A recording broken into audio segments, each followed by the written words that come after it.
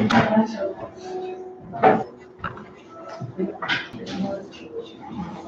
right, y'all, let's get started.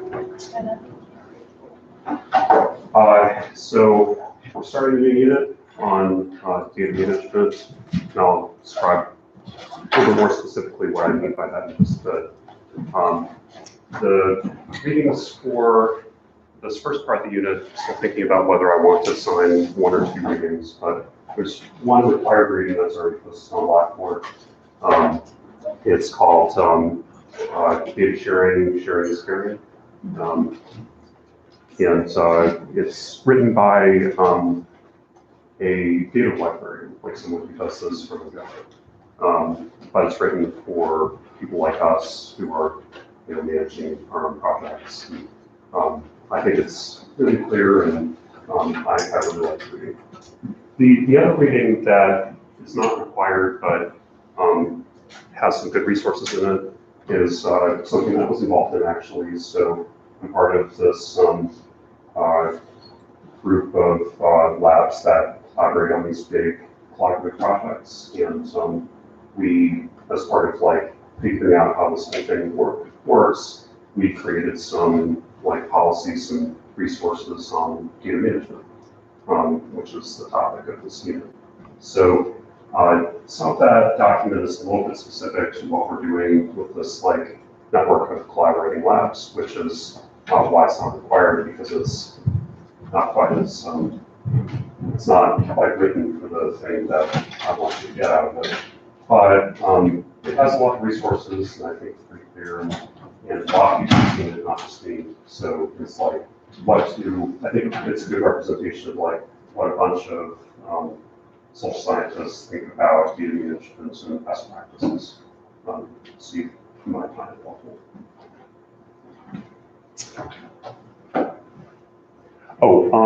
Before I get started, actually, since not everybody heard this, so the class exam is fully graded. I wanted to give back the scores of that, the scores and feedback of that, and the take-home exam at the same time.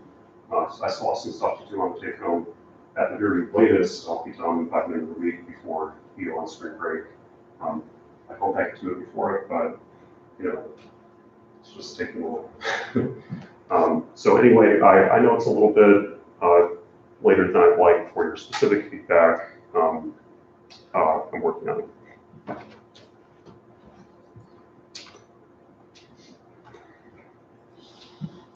So data management might not be a term that you've heard used in a specific way, even though all of us need to do stuff that falls into data management.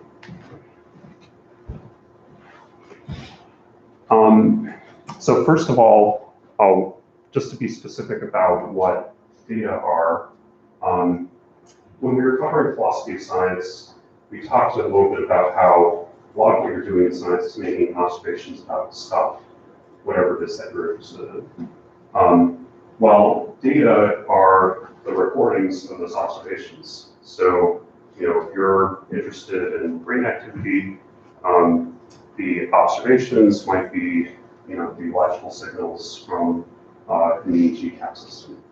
The data would be whatever representation you have of those electrical signals. So it could be a bunch of numbers, could be, way back before everything was digitized, it could be scribblings on a piece of paper. However those things are recorded and preserved, those would be the data. So you have this distinction between the thing that you're seeing out there in the world. If you were a naturalist, maybe you'd be going out and actually observing, say, snake behavior. When I was young, I wanted to be a herpetologist, actually, so this was something I was thinking about. But then the way you record those things, it could be pictures, it could be numbers that have certain meanings, those are the data.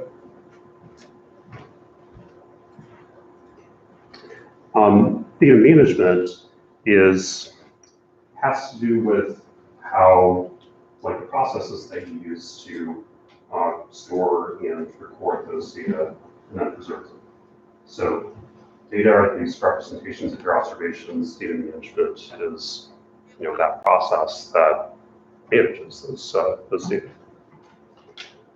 So, like I said, when we were talking about philosophy of science, I showed you this figure where science has this interplay between theory, how it's represented in statistics, and then the observations. Data management has to do with this side of things. Talked about theory, we've talked a lot about statistics. Now we're going to talk about the processes that go into the actual observations and how to do that best. So data management actually turns out to be pretty important because data are fundamental to how we test theories and revise theories. You have to have some sort of recordings of your observations in order to go through that process. One thing that I found a little bit frustrating when I was a graduate student, though, is that I wasn't given any formal instruction on data management. I didn't even know it was a thing, or that there were best practices or whatever. They were sort of thrown out there into the world, and they might find out how to manage stuff from your lab base, or if you're really lucky, from your direct supervisor. But a lot of this ends up being self-learning. And so some of the stuff I'll talk about today, I learned through trial and error. So I'm going to talk a little bit about mistakes that I made.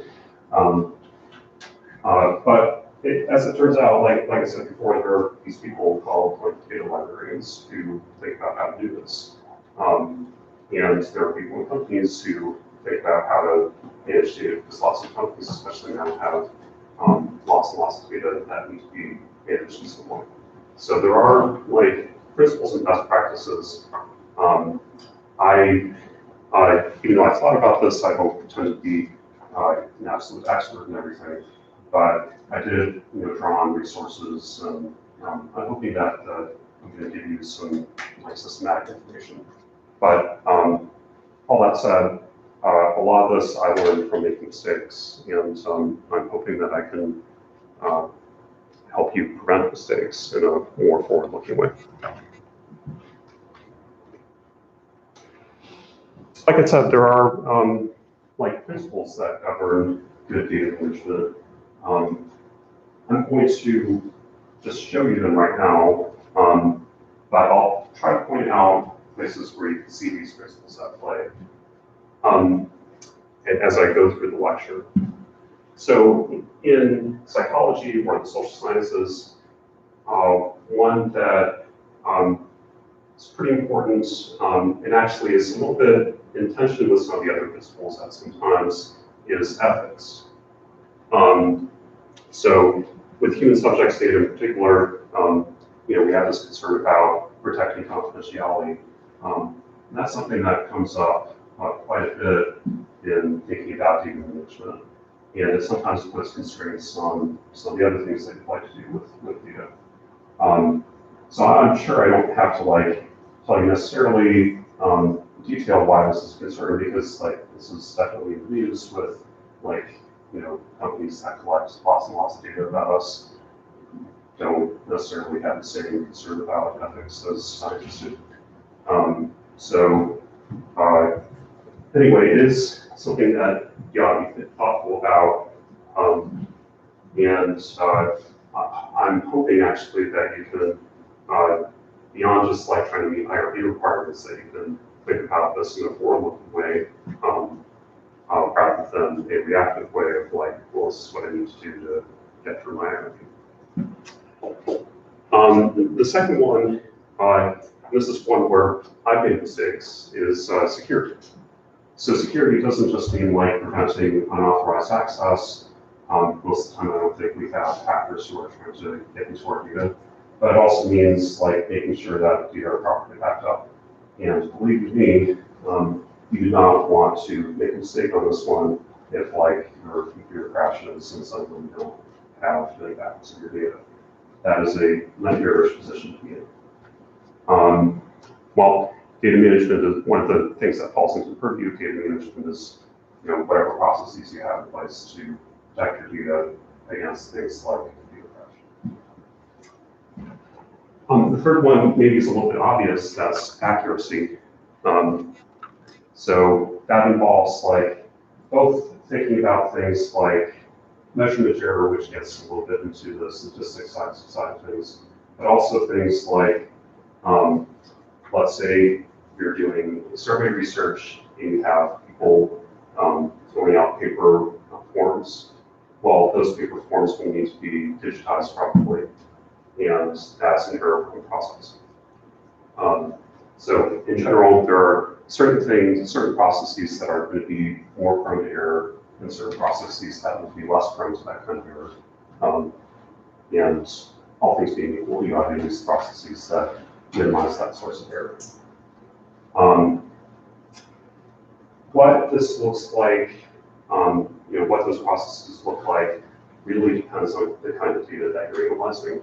So on that one, I'm not going to be able to give you a lot of like very specific advice, but there are certain things that you can do once data are collected to like just serve as a gut check for whether the data are accurately reported or not. That's something that I believe I'll talk about on Wednesday.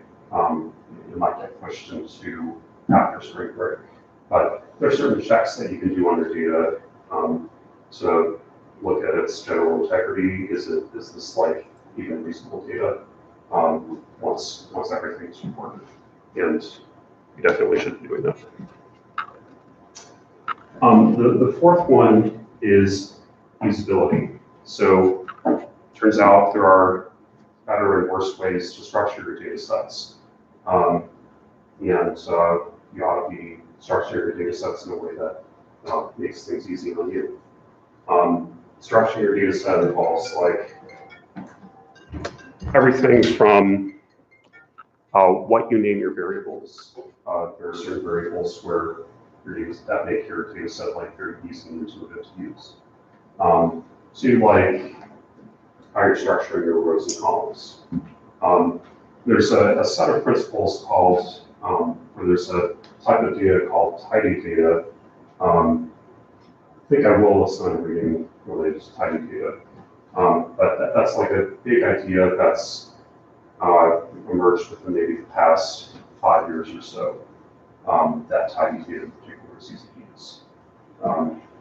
Anyway, there are certain ways of structuring data sets that are better and worse. And then the last one is transparency. And what this means is that you're showing the provenance of the data. Provenance meaning where the data come from, what process brought your data from its raw observation, so like the electrical signals picked up by an EEG cap, to the numbers that you actually see in the spreadsheet. So good data management practice involves making that process, the provenance of your numbers.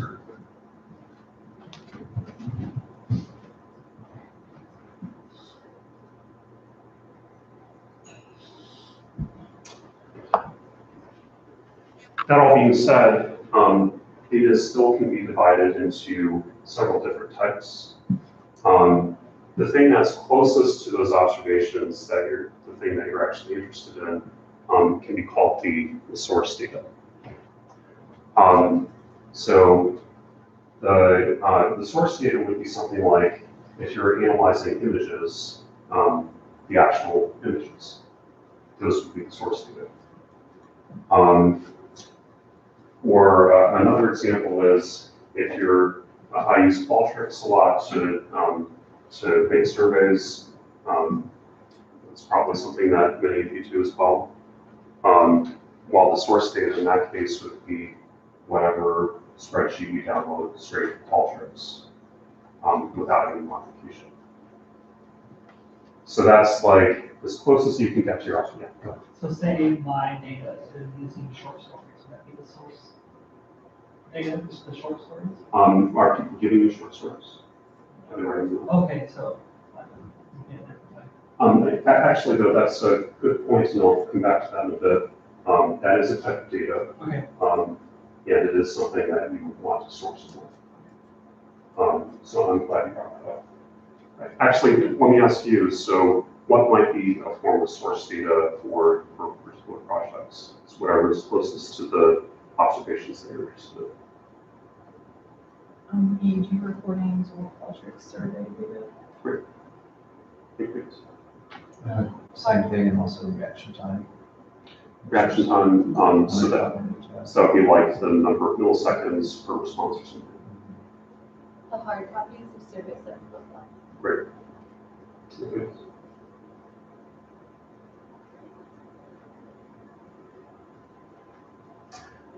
Source data can be really varied. So I've analyzed video recordings. Video recordings, you can extract things from those, like actually just analyzing the videos can be hard. But a lot of these video recordings, that might be the form of source data that you're interested in. I've also analyzed, so with the, I've shown some data from this project involving review of grant proposals. So for that project, one form of source data was the actual like written forms that people turned in. People turned in these Word documents. Those Word documents would be a form of source data. In general, source data are extremely varied. So they come in all sorts of different formats, everything from pictures to videos to spreadsheets that get spit out of Qualtrics. Also, what's in the source data is often pretty identifiable. What I mean by that is if you see a video, like often someone's face is shown in the video, and you could use that image of the face in order to figure out who is in the study. Or another example, those forms that we turned in for that project on grant review, well, people actually put their names on those forms, so they're directly identifiable from those forms. So source data is usually data that where it's pretty easy to figure out where a given observation came from. By its very nature, because it's as close as the observation as possible.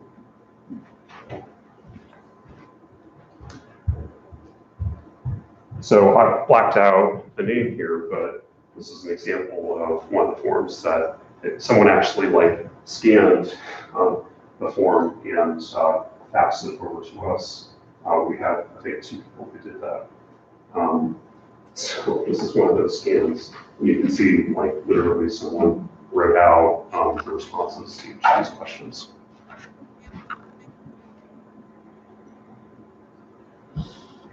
A little bit removed from source data are what I'll call raw data.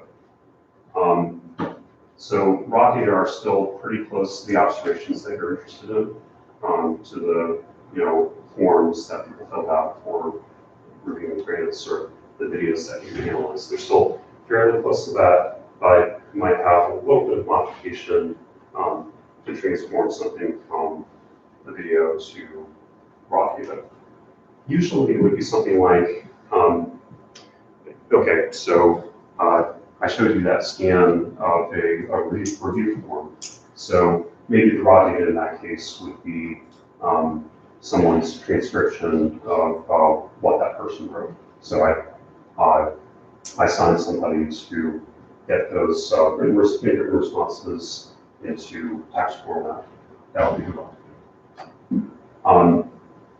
There's no like hard and fast rule as to what separates raw data from source data, but often you need some like minimum amounts of processing to get the data into a format that's a little bit more congenial, and that after that minimum amount of processing, we call that raw data.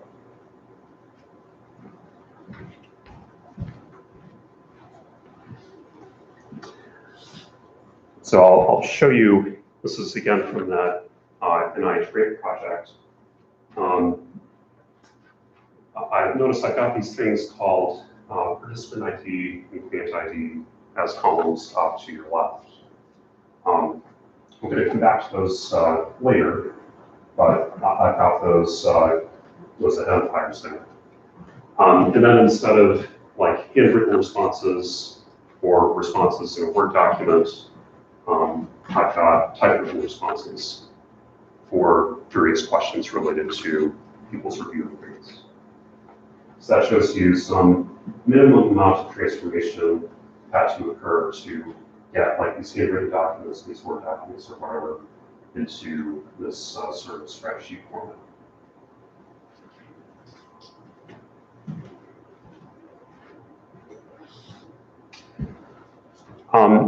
Finally, like closest to the analysis is something that you might call process data. What differentiates process data from raw data is that often the raw data format still isn't quite right for analysis. You might need to do things like mean center some variables.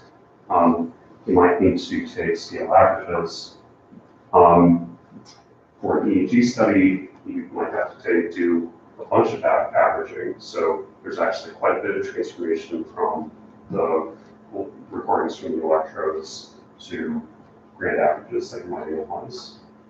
There's often some amount of processing that varies from project to project to get things into a format that you can actually analyze using a statistical model.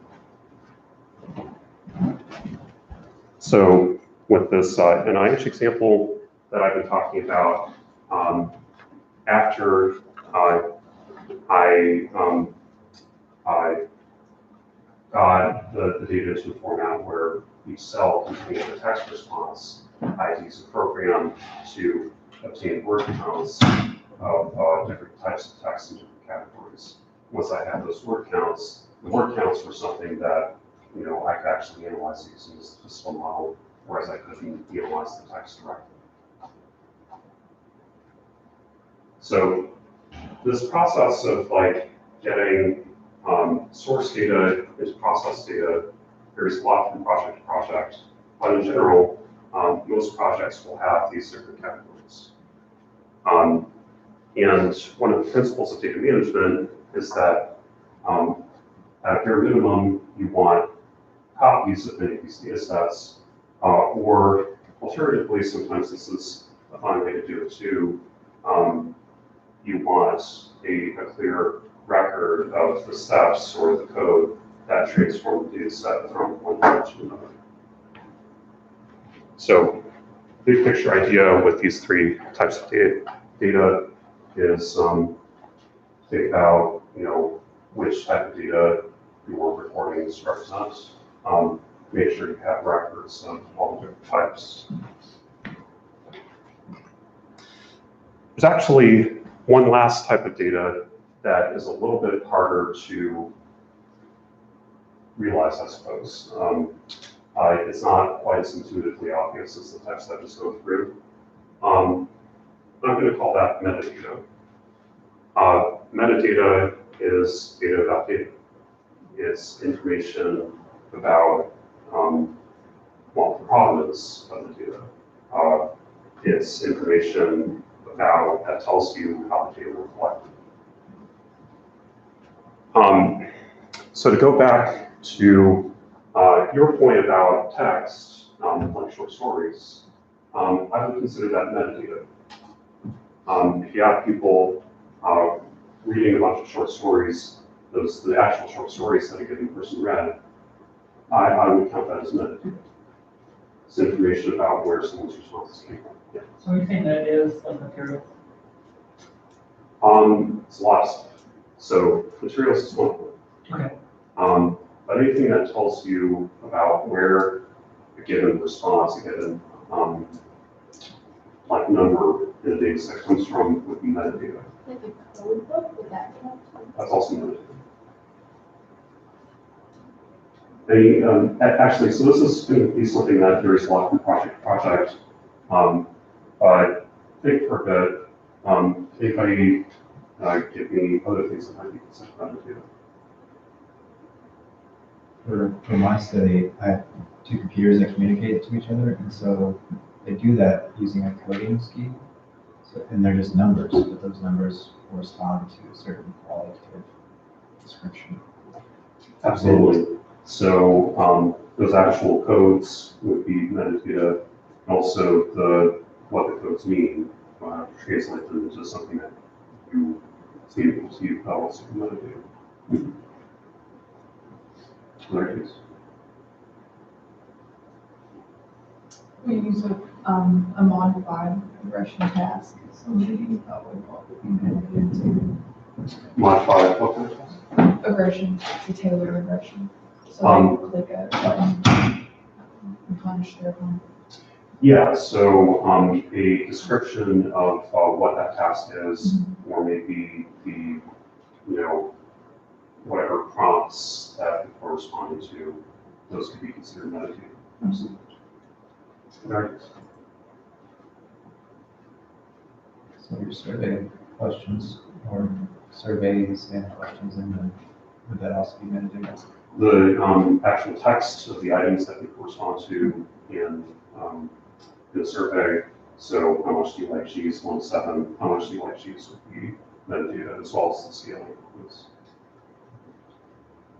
How do you score your data? Like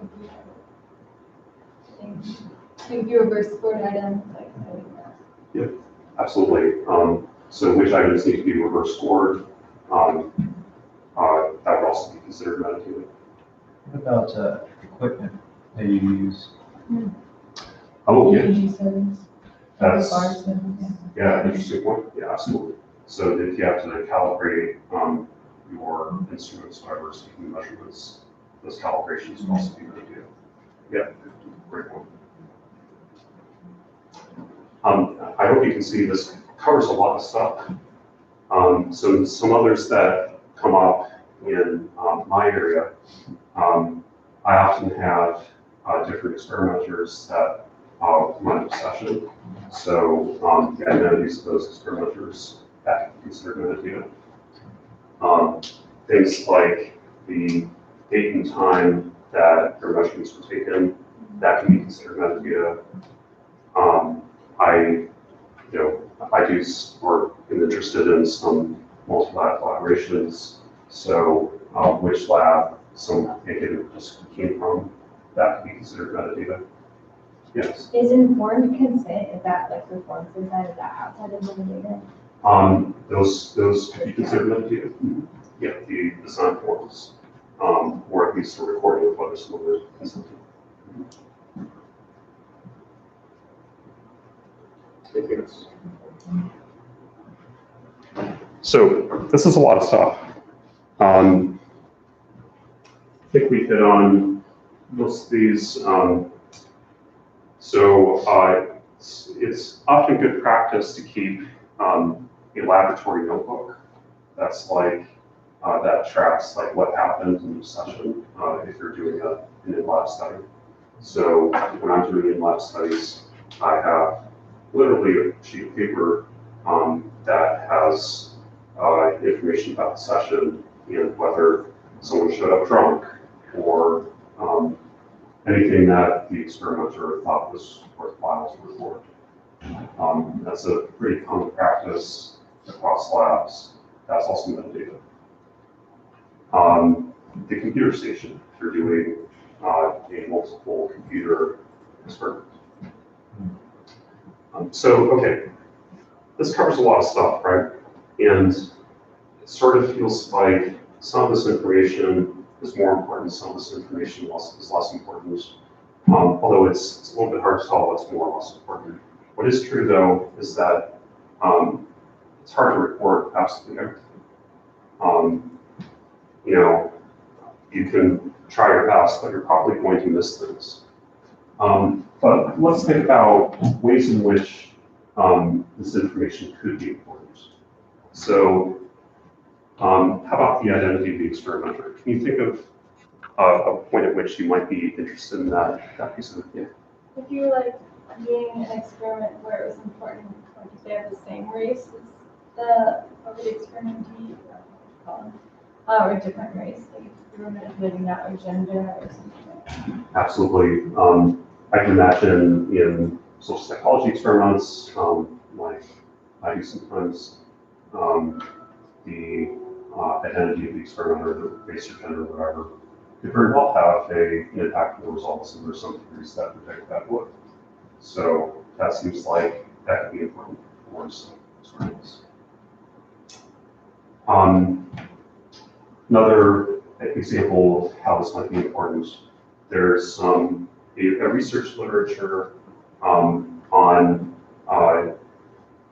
like experimenters and whether some experimenters produce effects that are more congenial to the overall research hypothesis, especially if they're not blind. If you're doing an experiment where there's a lot of interaction between the experimenters and you can't blind the experimenters to things like condition, that could be very important. You might want to see, like, do some experimenters get the effects more, do some get less? That seems like it could be quite important. This hasn't happened to me, but it happened to one of my lab mates. One of the experimenters wanted to be, well, a good experimenter, and was actually actively manipulating the data to make it more congruent with what they thought the hypothesis was. Not saying it happens all the time, but if you don't know which data points are associated with which experimenter, you're kind of up to create if you find out that happens. How about unusual events? What might be, yeah. Construction during data. Kind of relevant to people from psychology right now. Yeah, it's quite possible that noise might distract people and impact the resources in some way. It's crazy for us to learn. Another example that's relevant to me is I do some research that's relevant to politics, especially as related to race. So you can think back of the events of the past, 4 years or so, the political events in the United States. Seems like they could have an impact on results about attitudes about race or things like that. So you might want to know which session happened when in that sort of situation. So, okay, there are a lot of these pieces of metadata. You can't necessarily record all of them. I would say one principle to go on as to what to record is think about the things the aspects of your research that most directly impact how the data are recorded. So if you're doing a study that involves interactions with an experimenter, that's like what you're recording. You better record lots and lots of things relevant to those interactions. If you're doing an experiment that involves lots of equipment, calibration, you better be recording those calibrations. You pretty much always want to have copies of your materials. That might be a little bit obvious, but this provides you another way of thinking about it, I suppose. So I can't tell you exactly what to record in every circumstance, because that's going to vary depending on your view. But think about the process that is required to get an observation into data, and the things that most impact that process are things that you're going to want information about. The big picture idea here really is to be proactive and thoughtful about what it is that you're recording. Because if you don't record some of these things, then they turn out to be important. Like I said, it kind of great.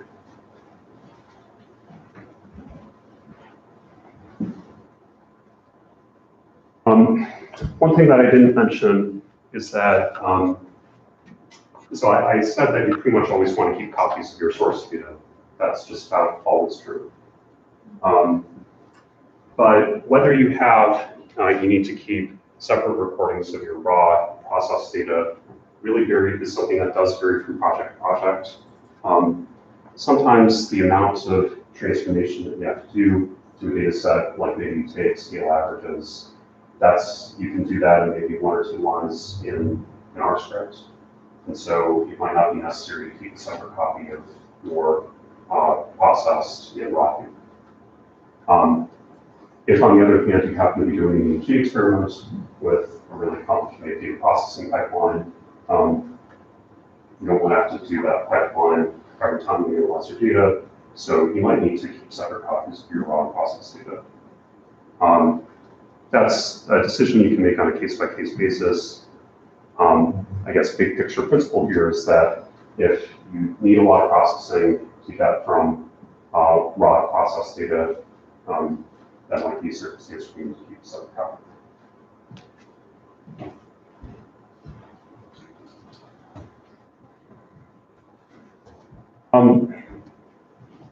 One other important note about metadata is that in certain circumstances, if you're really forward-thinking about which metadata that you're collecting, sometimes those metadata could be data on their own.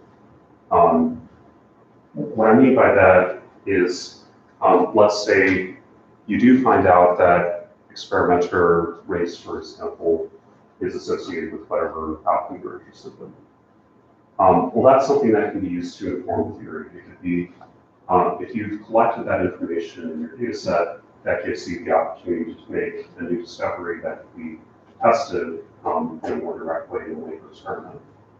So not only are metadata important for catching things like coding errors or equipment failures or miscalibrated instruments. So things that may make you question the validity of a certain observation. But they can also become data in their own right and inform theory for future experiments. So metadata, I think, are pretty important. I think all of these are important, but metadata is something that often gets overlooked, and I think it can be quite interesting in some circumstances.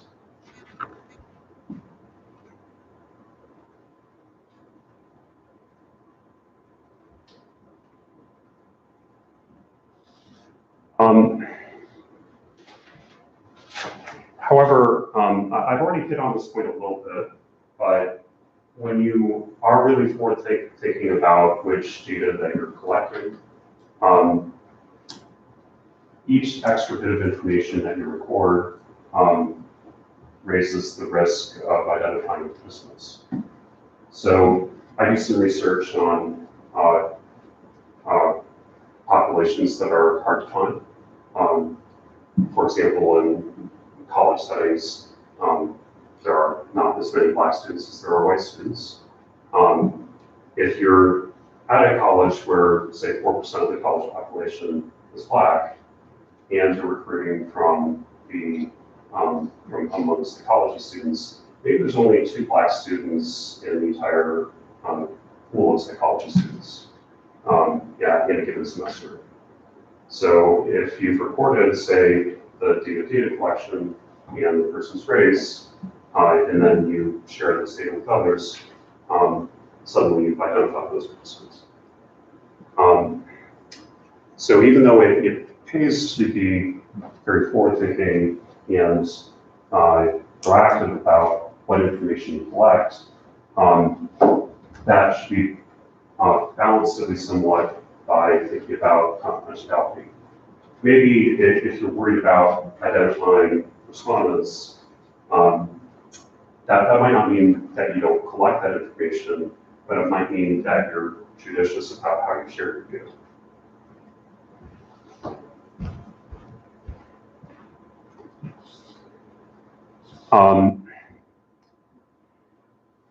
There's actually some research on this, which I'm not assigning to you, but I'm providing you with references.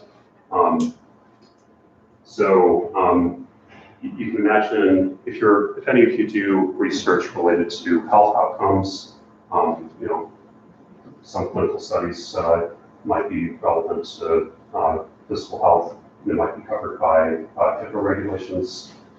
A lot of people are really concerned about the identification in that kind of health data because it violates federal law. if you're making people identifiable. So that's that first reference up there. In addition, we're seeing more and more of these big data sets with lots and lots of different variables.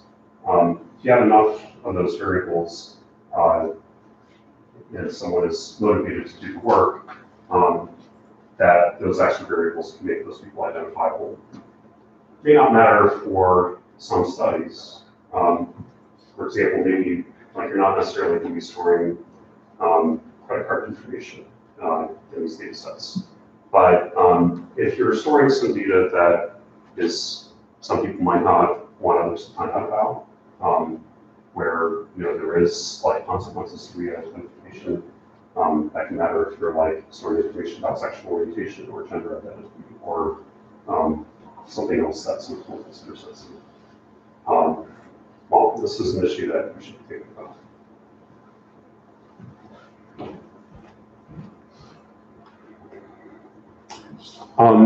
One other thing I'll mention about this is that, so I mentioned how one of the principles of data management involves making data usable in a way that facilitates discovery. One way you can facilitate discovery is by sharing your data. So that relates to the reading that I assigned for this unit. If you do that, and I highly encourage you to do so, make sure that you're putting language on your consent forms that says that you are intent to do this, so that people are actually consenting to that data sharing. This link is from, the organization is called ICPSR. It's a big data curation organization. They're really good. They have a lot of resources. And actually, the paper that I signed was written by the head of ICPSR. So it has a lot of different variations of consent form language that you can use. So if, say, you plan on presenting your findings at a conference or something, is that technically sharing your data? Would that be something to include on a consent form? I mean, most consent forms will say that you plan on sharing like aggregate information or writing papers or doing conferences. So your standard consent form will be covering that. You have to think about data sharing, or think about the ethics of data sharing most when you plan on sharing either the process data or some form of the raw source data. Because the closer you get to the actual observations, the more identifiable people are. If you're just sharing like means and standard deviations or graphs, it's going to be hard to identify people on the basis for that. Yeah. So I'm using my data and uploading on an open science framework. We have a very consent form for that. So it's Yeah, just think about adding some language about the standard consent forms. The time that you should be most thoughtful about it is if you're collecting some form of sensitive information. So for example, I'm doing some research with police officers, and some of the things that some of the data that we're collecting could be used in lawsuits or things like that. Because we're interested in like police force, and so we're not going to be sharing raw data for that project. I didn't even consider adding it to the consent form because it's there's too much of a risk of an impact on the participants.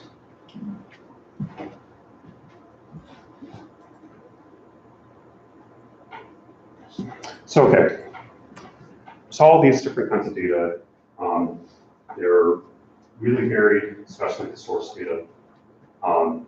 And when you think about metadata, there's tons and tons of stuff that can fit under the rubric of metadata.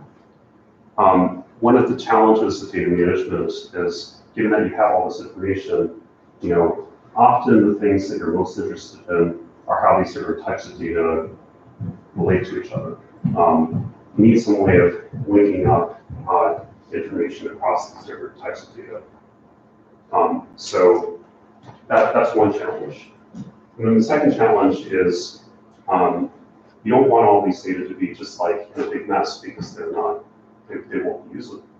So not only do you have to link across different types of data, but you also need some like reasonable way of organizing them so that your project doesn't become a big mess. And this is a place where I've also made some mistakes. So you need to be having some way of linking across data sets, organizing data sets, and already talked about this a bit, but you also need to be securing the data sets back in the model.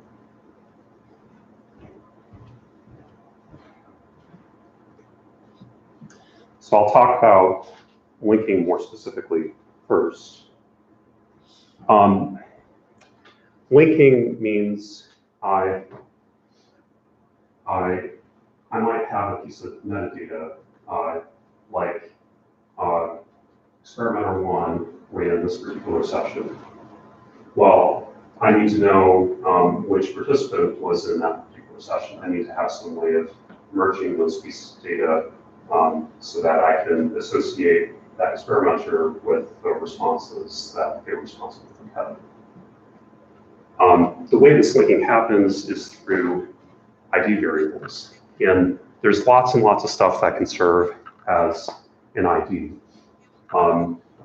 But what an ID does is it allows you to group two variables together on the basis of some sort of unit. That unit could be, say, the participant. This participant was in this session. They gave these responses. That linking could be if you're using a bunch of short stories. This short story would show to these participants. The one unit will be the short story. The basic idea here is that you have some cases to say these variables go with these variables.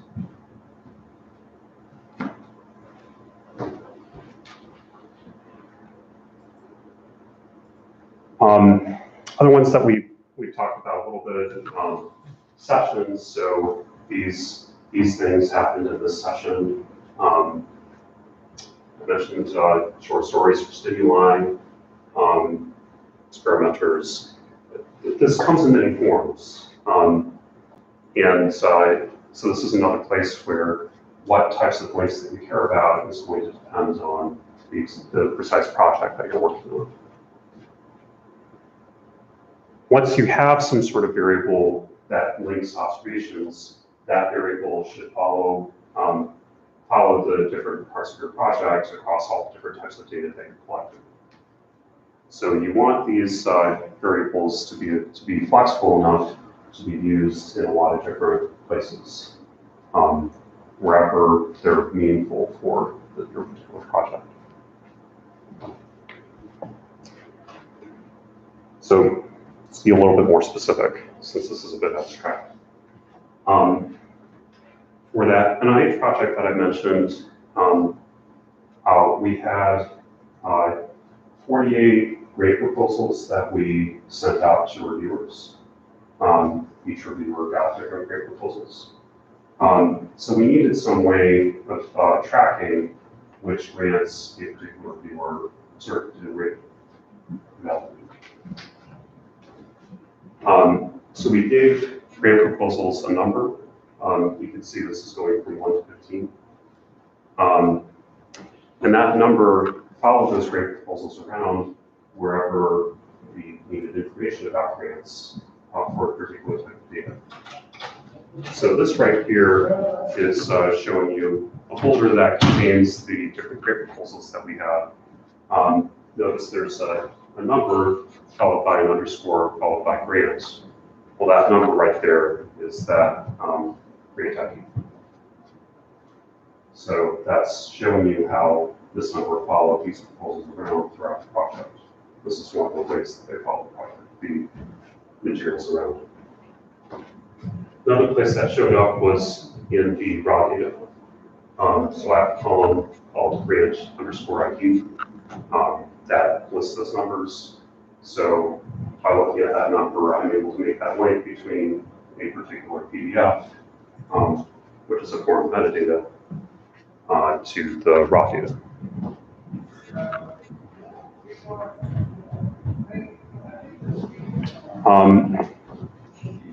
Another place that showed up in this particular project, this is to illustrate that you can have multiple ID variables that make links. We also had something called participant ID. This spreadsheet right here has some identifying information which I've blocked out.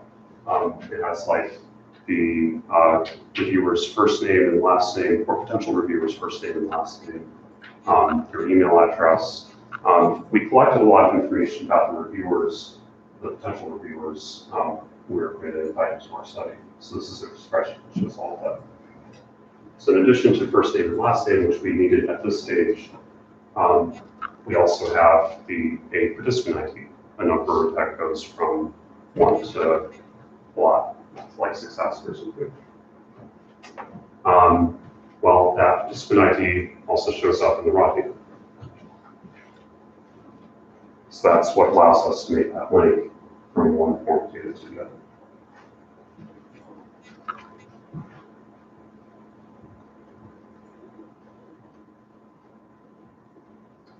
There are certain characteristics of ID variables that work well and ID variables that don't. So the first of these is that good ID variables are uniquely identifying. So if I have a grant on cancer biology, it only has one grant ID. It doesn't have two.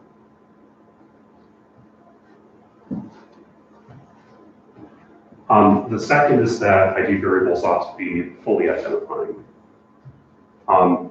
What this means is that I don't need another piece of information in order to figure out which grant it is I'm talking about. I don't need to know that if this is grant ID 1, and also that it's a cancer grant. That one ought to do all of the work of identifying which cancer grant this is.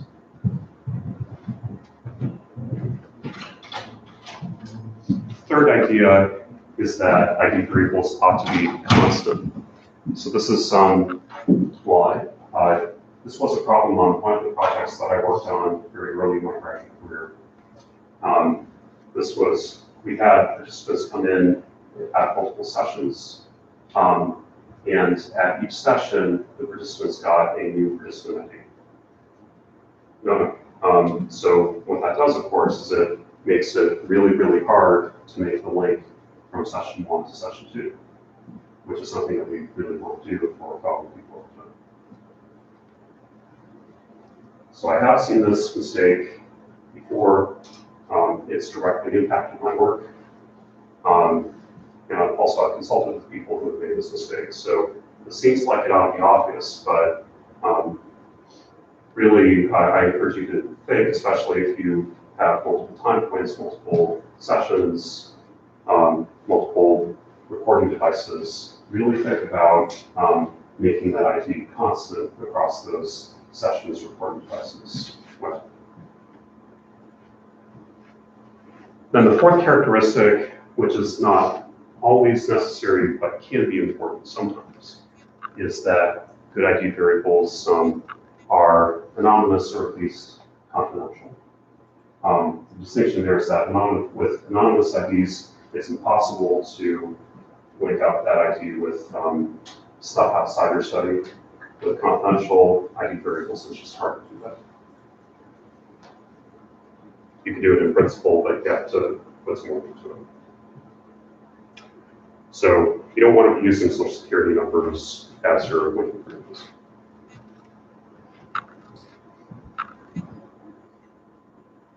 To show you what this looks like in action.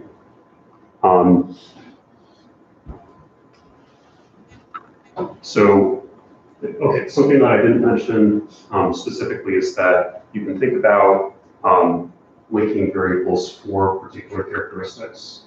So a linking variable or an ID variable doesn't have to apply to all variables in your data set. It can maybe apply to a subset of them. So if you think about person ID and first name. Is person ID, does it uniquely identify first name?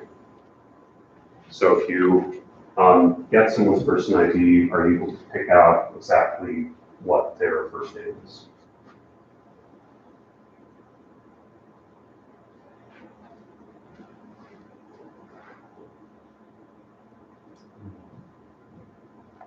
Yes, probably not. It sort of depends on whether George Gerson is the same person at each session. And we don't know that from this subset of variables.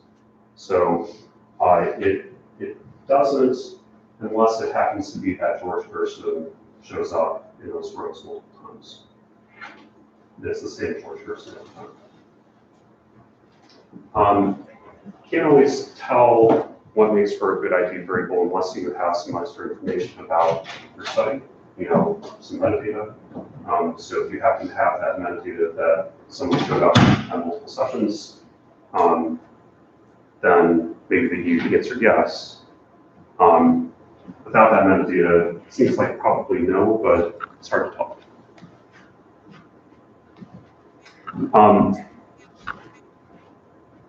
So assuming that George Gerson is the same person each time, this is the same George Gerson, it would uniquely identify first name. If we don't have that extra piece of information, it's a little bit hard to tell. I'm just going to go with that assumption that this is the same George Gerson. If it is, then yeah, it does uniquely identify that person.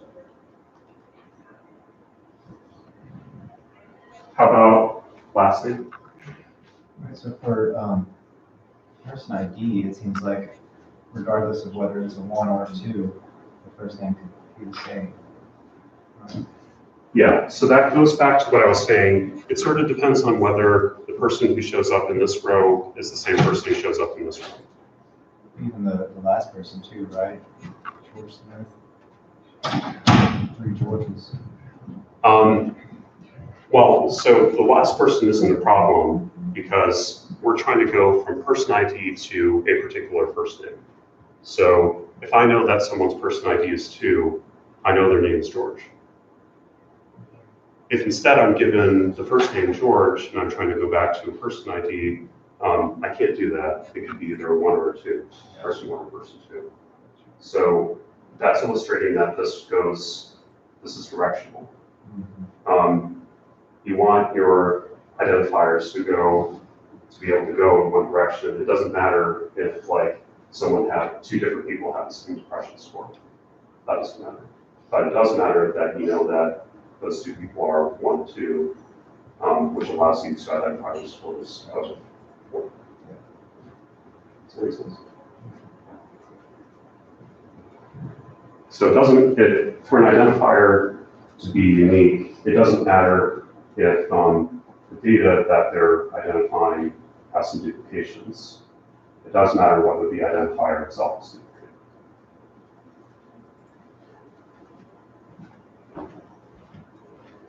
So with that information, does person ID uniquely identify last name?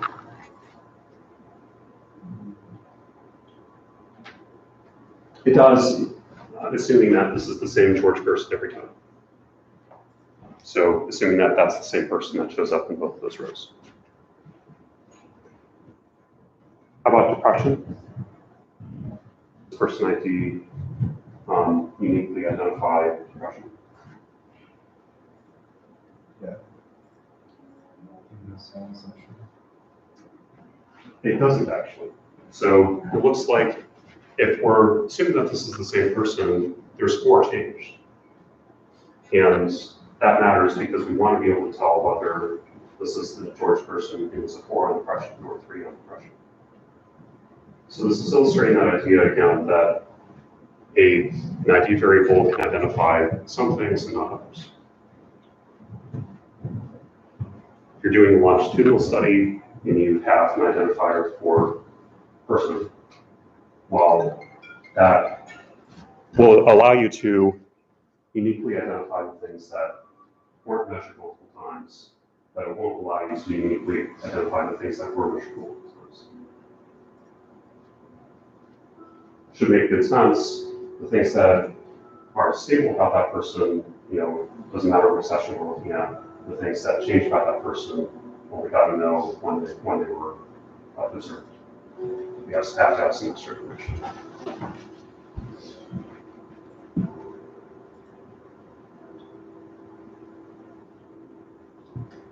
Okay, let's think about first name. Does first name uniquely identify person ID?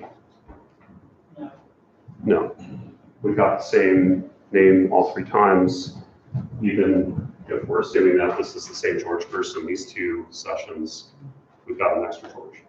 So, too many Georges. One thing that I hope this illustrates is that names are not ideal as unique identifiers. So for one thing, they have an anonymity issue, which that should be obvious, but that's going to come up later in the slides too. But the second thing is that names, people often have the same names. It happens a lot. So you'll sometimes get data where names are unique identifiers. That used to happen at UW Madison State. That kind of puts you in a bind. And ideally, you should not be in that situation. You might have to look, if you are in that bind where you just have names, you might have to use some extra information like data collection or something else to help you generate the person IDs, which you then use as your unique identifiers. So this is something that's come up for me multiple times. I hope it doesn't have to be a hardcore lesson for you. Names are not great as unique identifiers. Yeah, so the first name, using first name as a unique identifier has a lot of problems. We have 3 Georges, too many Georges. It doesn't work all that well. Okay, I'm going to go on to the next item. So fully identifying something means that you don't have to rely on extra pieces of information to use the identifier. So we're thinking about person ID, assuming that this is the same person in these 2 rows. Person ID doesn't need anything else to allow me to identify a first name or last name. But it does need something else if I'm trying to identify someone's impression score. So because I have 2 ones in each of these 2 rows, I'm trying to figure out whether George person had an impression score of 4 or 3. This isn't enough information that I have in the spreadsheet. So this is where things like metadata can help you out, or if you're before thinking about this, you might intentionally plan to have some extra piece of information to deal with this problem.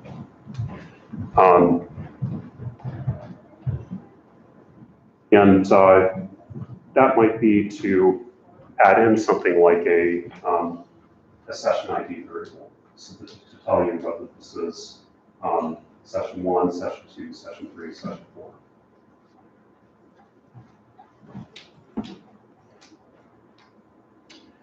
I've already talked about this property of being constant a little bit. So basically, you don't want someone's person ID to be shifting over time or over different parts of the project. So you don't want to be using, say, names as an identifier in one part of the project and some person ID as an identifier in another part of the project. That makes your task a lot harder than it needs to be.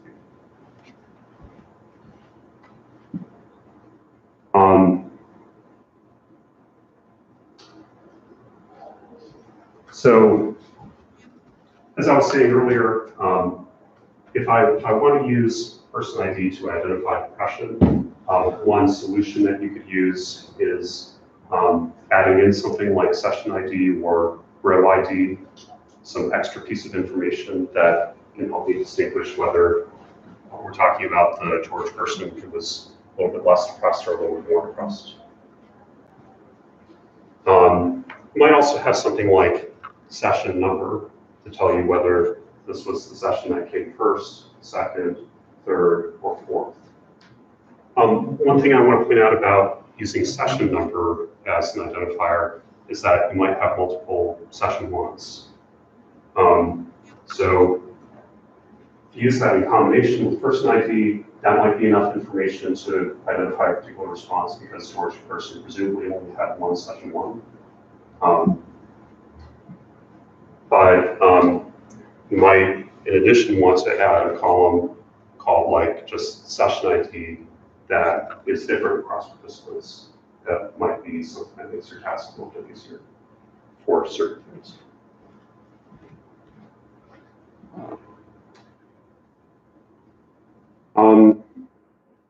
So the last point, which I've already touched on a little bit, is you can use first and last names as identifiers sometimes, but the limitation of that is that it is something that's identifiable, and that's information that you probably can't share with other people.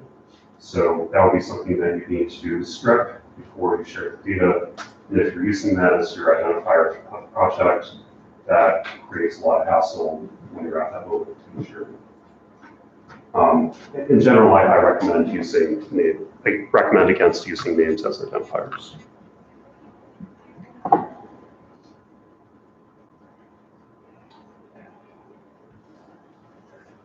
All right, so that's the idea behind identifier, meaning IDs or identifiers, something that follows around data, different points in the project.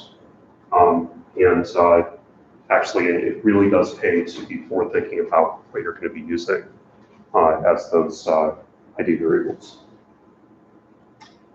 The second big picture idea is having a good project structure. This is something that took me a long time to learn, and I'm still changing my practices some. So this is actually a little bit harder than it sounds.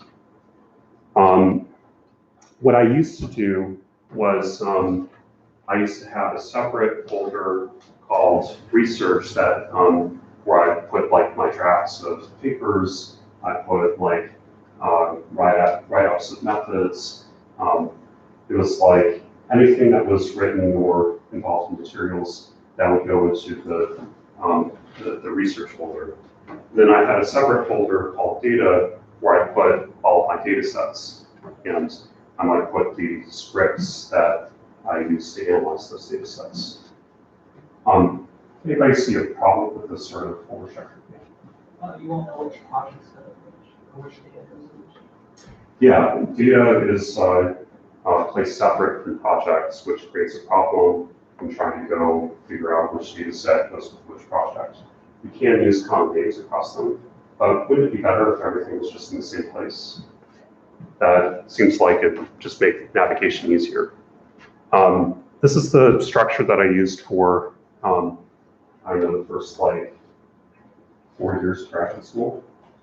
Because if you get invested in a certain organizing scheme, it's much harder to shift practices. So I'm going to try to get you now, if you're not using Scheme a little bit more like what I'm going to show you in a bit, it's much easier to make that change now than it would be later on. If you're not using the scheme like I'm recommending, well, I made that mistake, so you don't have to feel ashamed. This just isn't taught very explicitly. So what I do now is I have a folder called research that contains everything having to do with research. And each project gets its own folder. And I've started to use a more detailed folder structure within those projects to help cope with this organization problem. Although I have to admit, this isn't something that I've fully changed because once you start a certain organizing scheme, it's really hard to change it. It takes a lot of work. So this is my recommendation to you. Don't use something like the top, use something a little bit like the bottom. It doesn't have to be exactly like the bottom, but still, I recommend it. The basic principle to think about is have all of your research projects in one master folder, and then anything that's related to a specific project, keep in a single folder. So you started at the top, and now you're there. That's right.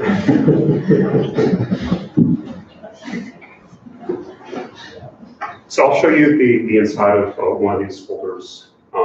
This is related to that NIH project that I've been talking through.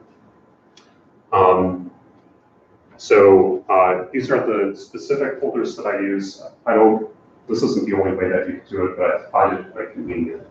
So you have a folder for data, materials, recruitment, and writing, because each of those ends up being just having slightly different needs, I found.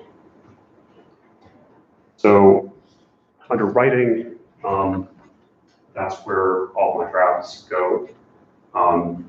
You don't have to have separate documents for each draft. By the way, this is not all the drafts. This is just a small subset.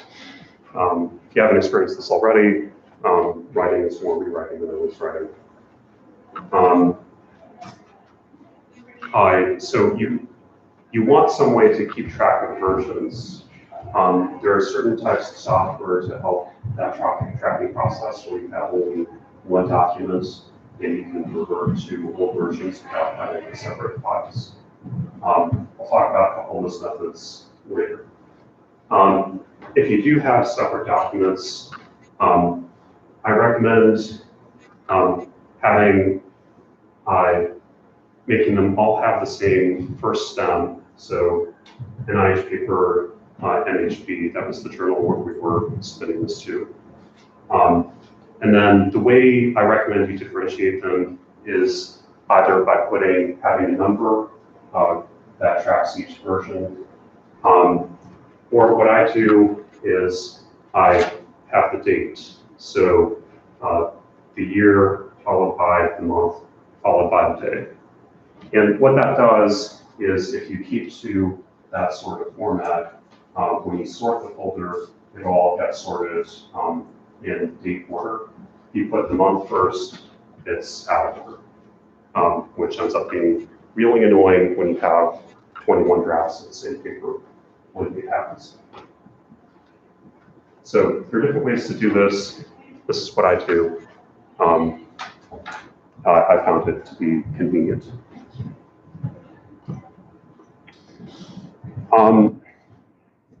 You don't always need a special recruitment folder. I did for this project because we had this complicated recruitment process to get our reviewers.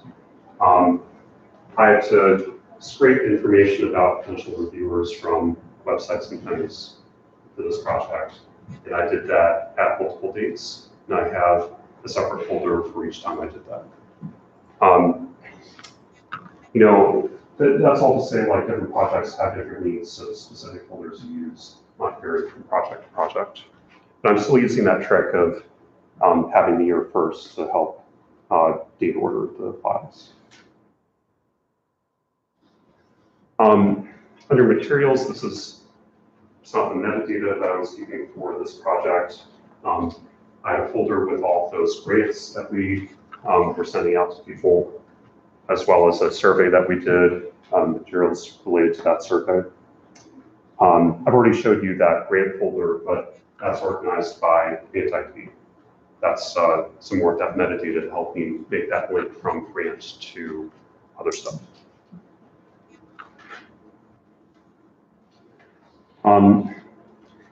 The data folder is the one that's the most complicated. The way I recommend that you organize the data folder, and I have more specific recommendations about this one, is that directly in the data folder, I recommend you put the process data, that's what you're going to actually analyze, as well as the scripts that you use to help do that analysis.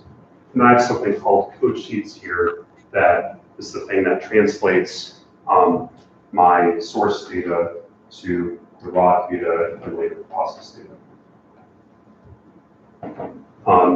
And I recommend that you use R projects. I think Austin has talked about those. R projects are really convenient in that you don't have to like set a working directory or think about any of that. You just double click on the project and you're good to go. I'm going to go a little bit past, but I'll cut off. I'm aware of the time, so I'll cut off soon. In the data folder, I recommend you store the raw data and anything that you want associated with that raw data. For this project, we had some sheets that were turned in as, they were handwritten, some of them were PDFs, some were text. So I had separate folders to keep track of all of those. Your source data will vary. Source data by its very nature is just going to vary a lot more than the other forms of data. I think I'm going to end here. There's just a couple more slides. I'll go through them starting with next class. Thanks very much. I'll see you all on Wednesday.